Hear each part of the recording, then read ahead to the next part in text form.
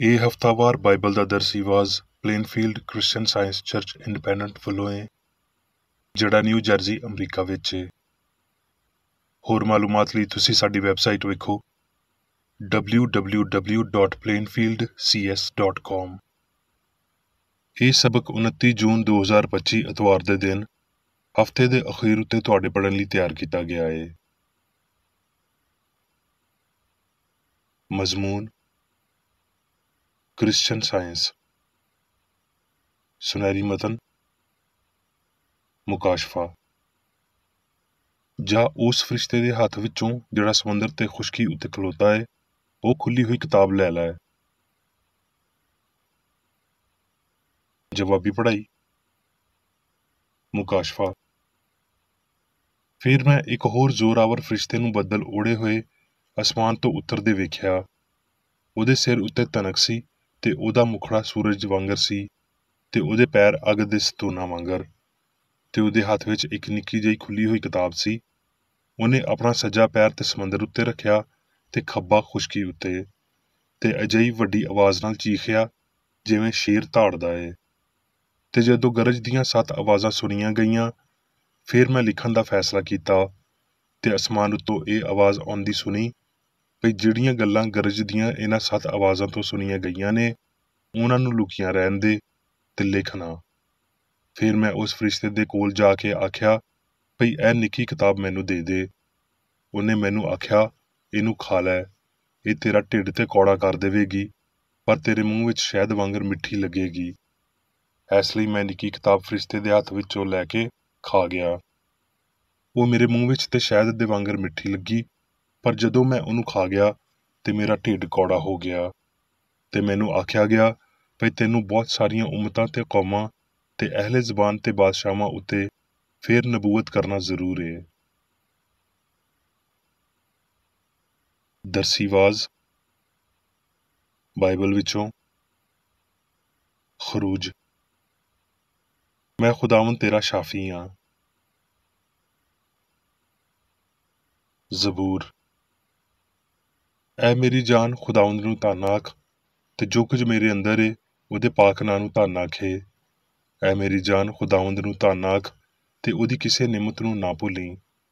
ਉਹ ਤੇਰੀ ਸਾਰੀ ਬਦਕਾਰੀ ਬਖਸ਼ਦਾ ਏ, ਉਹ ਤੈਨੂੰ ਸਾਰੀਆਂ ਸ਼ੈਵਾਂ ਤੋਂ ਸ਼ਫਾ ਦਿੰਦਾ ਏ, ਉਹ ਤੇਰੀ ਜਾਨ ਨੂੰ ਹਲਾਕਤ ਤੋਂ ਬਚਾਉਂਦਾ ਏ, ਉਹ ਤੇਰੇ ਸਿਰ ਉੱਤੇ ਸ਼ਫਕਤ ਤੇ ਰਹਿਮਤ ਦਾ ਤਾਜ ਧਰਦਾ ਏ, ਉਹ ਤੈਨੂੰ ਸਾਰੀ ਉਮਰ ਚੰਗੀਆਂ ਚੰਗੀਆਂ ਸ਼ੈਵਾਂ ਨਾਲ ਰਜਾਉਂਦਾ ਏ, ਤੂੰ ਅਕਾਬ ਵਾਂਗਰ ਨਵੇਂ ਸਿਰੇ ਤੋਂ ਜਵਾਨ ਹੁੰਨਾ ਏ। ਮਰਕਸ। ਤੇ ਉਹਨਾਂ ਦਿਨਾਂ ਵਿੱਚ ਇੰਜ ਹੋਇਆ ਭਈ ਯਿਸੂ ਨੇ ਗਲੀਲ ਦੇ ਨਾਸਰਤ ਵਿੱਚੋਂ ਆ ਕੇ ਯਰਦਨ ਵਿੱਚ ਯੂਹੰਨਾ ਤੋਂ ਬਪਤਿਸਮਾ ਲਿਆ। ਤੇ ਜਦੋਂ ਉਹ ਪਾਣੀ ਵਿੱਚੋਂ ਨਿਕਲ ਕੇ ਉੱਤੇ ਆਇਆ, ਤੇ ਉਸੇ ਵੇਲੇ ਉਹਨੇ ਅਸਮਾਨ ਨੂੰ ਫਟਦਿਆਂ ਤੇ ਰੂਹ ਨੂੰ ਕਬੂਤਰ ਵਾਂਗਰ ਆਪਣੇ ਉੱਤੇ ਉਤਰਦਿਆਂ ਵੇਖਿਆ। ਤੇ ਅਸਮਾਨ ਵਿੱਚੋਂ ਇਹ ਆਵਾਜ਼ ਆਈ ਭਈ ਤੂੰ ਮੇਰਾ ਪਿਆਰਾ ਪੁੱਤਰ ਏ, ਤੇਥੋਂ ਮੈਂ ਖੁਸ਼ ਹਾਂ। ਤੇ ਉਹ ਫਿਲਫੌਰ ਇਬਾਦਤਖਾਨੇ ਵਿੱਚੋਂ ਨਿਕਲ ਕੇ ਯਾਕੂਬ ਤੇ ਯੂਹੰਨਾ ਦੇ ਨਾਲ ਸ਼ਮਊਨ ਤੇ ਇੰਦਰੀਆਸ ਦੇ ਘਰ ਆਏ। ਸ਼ਮਊਨ ਦੀ ਸੱਸ ਨੂੰ ਤਾਪ ਚੜੀ ਸੀ, ਤੇ ਉਹਨਾਂ ਨੇ ਫਿਲਫੌਰ ਉਹਦੀ ਖਬਰ ਉਹਨੂੰ ਦਿੱਤੀ। ਉਹਨੇ ਕੋਲ ਜਾ ਕੇ ਤੇ ਉਹਦਾ ਹੱਥ ਫੜ ਕੇ ਉਹਨੂੰ ਚੁੱਕਿਆ, ਤੇ ਤਾਪ ਉਹਦੇ ਉੱਤੋਂ ਉਤਰ ਗਈ, ਤੇ ਉਹ ਉਹਨਾਂ ਦੀ ਸੇਵਾ ਕਰਨ ਲੱਗੀ।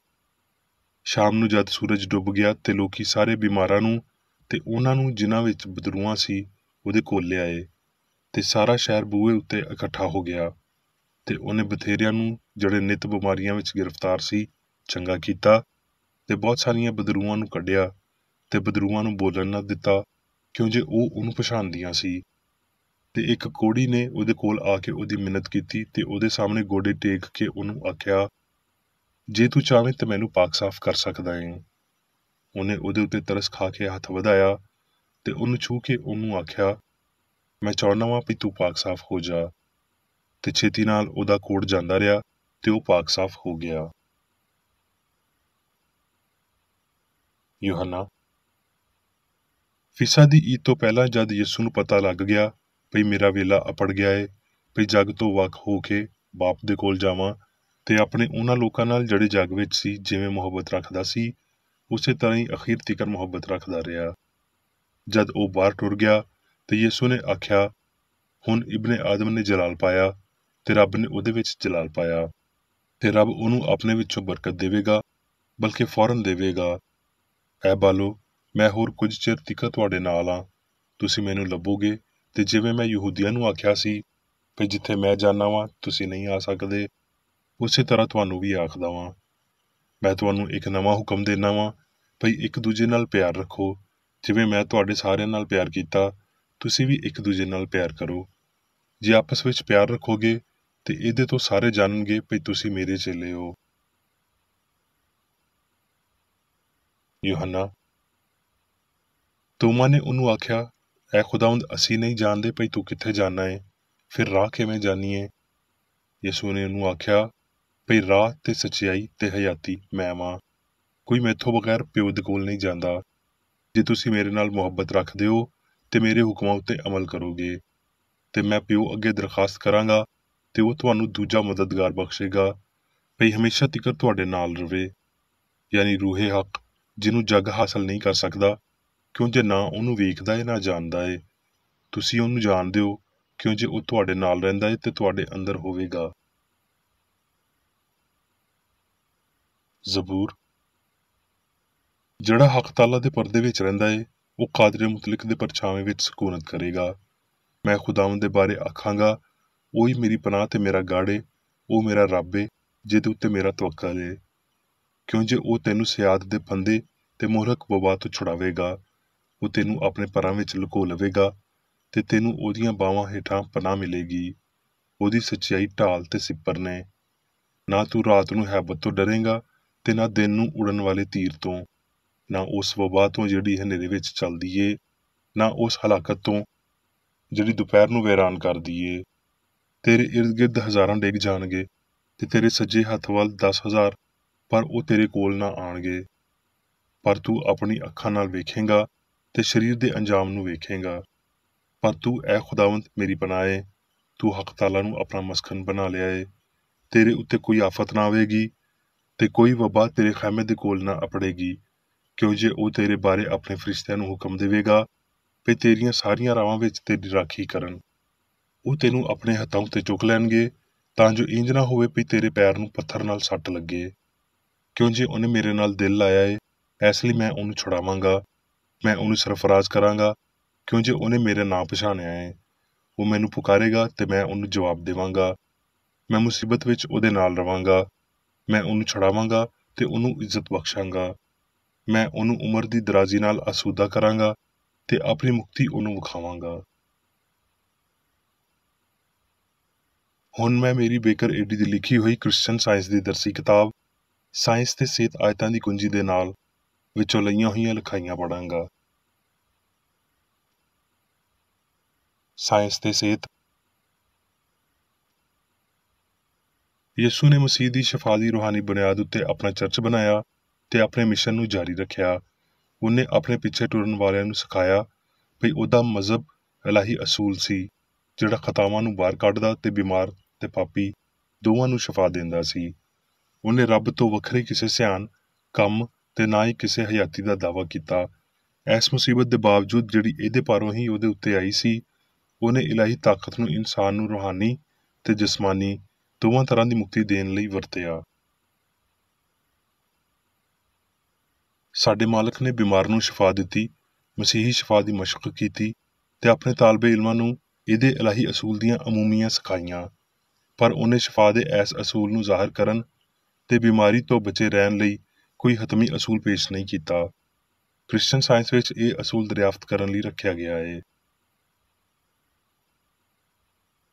ਸੰਨ 1866 ਵਿੱਚ ਮੈਂ ਕ੍ਰਿਸਚਨ ਸਾਇੰਸ ਜਾਂ ਹਯਾਤੀ, ਸੱਚਾਈ ਤੇ ਪਿਆਰ ਦੇ ਇਲਾਹੀ ਕਾਨੂੰਨਾਂ ਨੂੰ ਲੱਭਿਆ ਤੇ ਆਪਣੀ ਇਸ ਤਲਾਸ਼ ਨੂੰ ਕ੍ਰਿਸਚਨ ਸਾਇੰਸ ਦਾ ਨਾਂ ਦਿੱਤਾ। ਰੱਬ ਬਹੁਤ ਸ਼ਾਨਦਾਰ ਤਰੀਕੇ ਨਾਲ ਮੈਨੂੰ ਸਾਇੰਸੀ ਜ਼ਿਹਨੀ ਸ਼ਫਾ ਦੇ ਪੂਰੇ ਇਲਾਹੀ ਅਸੂਲ ਦੇ ਇਸ ਅਖੀਰੀ ਮੁਕਾਸ਼ਫੇ ਦੇ ਇਸਤਕਬਾਲੀਏ ਲਈ ਤਿਆਰ ਕਰ ਰਿਹਾ ਹੈ। ਮੇਰੀ 3 ਵਰ੍ਹਿਆਂ ਦੀ ਦਰਿਆਫਤ ਦੇ ਬਾਅਦ ਮੈਂ ਅਕਲੀ ਸ਼ਫਾ ਦੇ ਬਾਰੇ ਮਸਲੇ ਦਾ ਹੱਲ ਲੱਭਿਆ, ਆਇਤਾਂ ਨੂੰ ਲੱਭਿਆ ਤੇ ਥੋੜ੍ਹੀ ਬਹੁਤ ਕੁਝ ਹੋਰ ਪੜ੍ਹਾਈ ਕੀਤੀ, ਮਾਸ਼ਰੇ ਤੋਂ ਦੂਰੀ ਰੱਖੀ ਤੇ ਇੱਕ ਮੁਸਬਤ ਅਸੂਲ ਦੀ ਦਰਿਆਫਤ ਲਈ ਆਪਣਾ ਵੇਲਾ ਤੇ ਤਵਾਨਾਈ ਵਕਫ ਕੀਤੀ।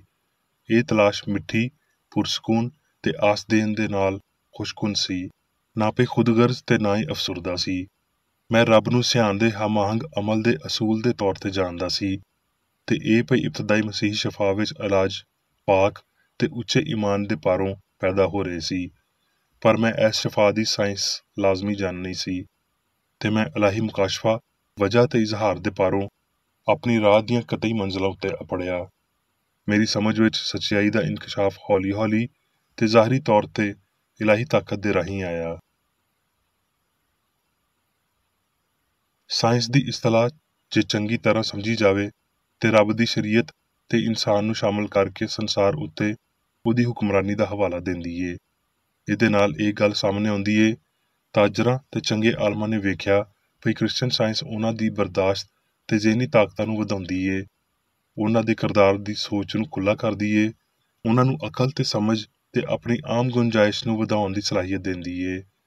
ਇਨਸਾਨੀ ਸੋਚ ਰੂਹਾਨੀ ਸਮਝ ਨਾਲ ਭਰ ਕੇ ਹੋਰ ਲਚਕਦਾਰ ਹੋ ਜਾਂਦੀ ਏ। ਇਹ ਬਹੁਤ ਬਰਦਾਸ਼ਤ ਤੇ ਕਿਸੇ ਹੱਦ ਤੀਕਰ ਆਪਣੇ ਆਪ ਤੋਂ ਫਰਾਰ ਹੋ ਜਾਣ ਦੇ ਕਾਬਿਲ ਹੋ ਜਾਂਦੀ ਏ, ਤੇ ਘੱਟ ਆਰਾਮ ਪਸੰਦ ਕਰਦੀ ਏ। ਹਸਤੀ ਦੀ ਸਾਇੰਸ ਦਾ ਇਲਮ ਇਨਸਾਨ ਦੀ ਕਾਬਲੀਅਤ ਦੇ ਫਨ ਤੇ ਇਮਕਾਨਾਂ ਨੂੰ ਵਧਾਉਂਦਾ ਏ। ਫਾਨੀ ਲੋਕਾਂ ਨੂੰ ਉੱਚੀ ਤੇ ਖੁੱਲ੍ਹੀ ਰਿਆਸਤ ਤੀਕਰ ਅਪਣਾਉਂਦੇ ਹੋਏ ਇਹ ਸੋਚ ਦੇ ਮਾਹੌਲ ਨੂੰ ਵਧਾਉਂਦਾ ਏ। ਇਹ ਸੋਚਣ ਵਾਲੇ ਨੂੰ ਉਹਦੀ ਸਮਝ ਤੇ ਸਿਆਣ ਦੀ ਹਵਾ ਵਿੱਚ ਵੱਡਾ ਕਰਦਾ ਏ। ਉਹ ਦੁਆ ਜਿਹੜੀ ਪਾਪੀ ਨੂੰ ਠੀਕ ਕਰਦੀ ਏ ਤੇ ਬਿਮਾਰ ਨੂੰ ਠੀਕ ਕਰਦੀ ਏ, ਉਹ ਪੂਰੇ ਤੌਰ ਤੇ ਇਹ ਈਮਾਨ ਏ ਭਈ ਰੱਬ ਲਈ ਸਭ ਕੁਝ ਮੁਮਕਿਨ ਏ, ਜਿਹੜੀ ਉਹਦੇ ਬਾਰੇ ਇੱਕ ਰੂਹਾਨੀ ਸਮਝ, ਇੱਕ ਬੇਗਰਜ਼ ਪਿਆਰ ਏ। ਕ੍ਰਿਸਚਨ ਸਾਇੰਸ ਪਾਪੀ ਨੂੰ ਜਗਾਉਂਦੀ ਏ, ਕਾਫਰ ਨੂੰ ਸਿੱਧਿਆਂ ਕਰਦੀ ਏ ਤੇ ਬੇਬਸ ਮਾਜ਼ੂਰ ਨੂੰ ਪੀੜ ਦੇ ਬਿਸਤਰ ਤੋਂ ਚੁੱਕਦੀ ਏ। ਇਹ ਬੋਲੇ ਨੂੰ ਸੱਚਾਈ ਦੀਆਂ ਗੱਲਾਂ ਸੁਣਾਉਂਦੀ ਏ ਤੇ ਉਹ ਖੁਸ਼ੀ ਨਾਲ ਜਵਾਬ ਦਿੰਦੇ ਨੇ। ਇਹ ਬੋਲੇ ਦੇ ਸੁਣਨ, ਲੰਗੜੇ ਦੇ ਟੁਰਨ ਤੇ ਅੰਨੇ ਦੇ ਵੇਖਣ ਦੀ ਵਜ੍ਹਾ ਬਣਦੀ ਏ।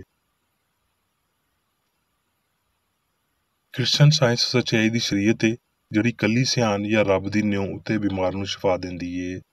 ਇਹ ਕਿਸੇ ਹੋਰ ਤਰੀਕੇ ਨਾਲ ਸ਼ਿਫਾ ਨਹੀਂ ਦੇ ਸਕਦੀ, ਕਿਉਂ ਜੇ ਇਨਸਾਨ ਨਾਮ ਨਿਹਾਦ ਫਾਨੀ ਸਿਆਣ ਸ਼ਿਫਾ ਦੇਣ ਵਾਲਾ ਨਹੀਂ ਏ, ਬਲਕਿ ਬਿਮਾਰੀ ਉੱਤੇ ਈਮਾਨ ਦੀ ਵਜ੍ਹਾ ਬਣਦਾ ਏ।